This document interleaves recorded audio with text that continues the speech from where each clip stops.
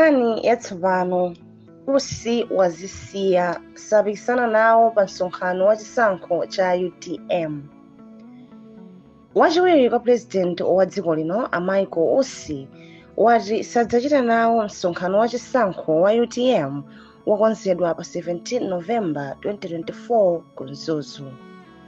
Polankhula ndi MTV Malawi, Usi yemwe ndi president wa UTM wati sakufuna kuchita nawo pa zosankha zosatsatira malamulo zomwe komiti yayikulu ya chipani cha NEC yapanga posakhalitsa pamaso pa msonkhano, ngakhale kuyesayesa kwake kolangiza NEC kuti asiye zimenezi.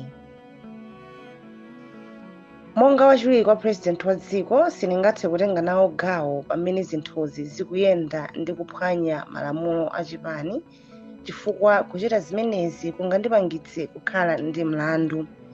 Ndipo ngati anthu angandione kuti ndili nawo mlandu kuphwanya malamulo a chipani, angandikhulupirire bwanji kuti ndidzatsatira malamulo a dziko, watero Usi.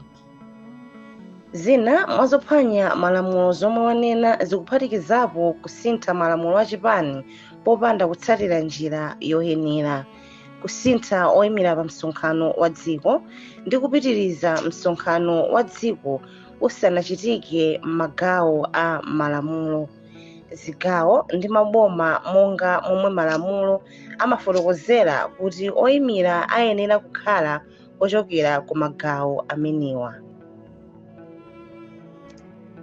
Choncho inde sindinalembere mapepala anga achisankho chifukwa ndilibe nthawi yolimbana ndi nkhondo zopanda phindu, watero Usi.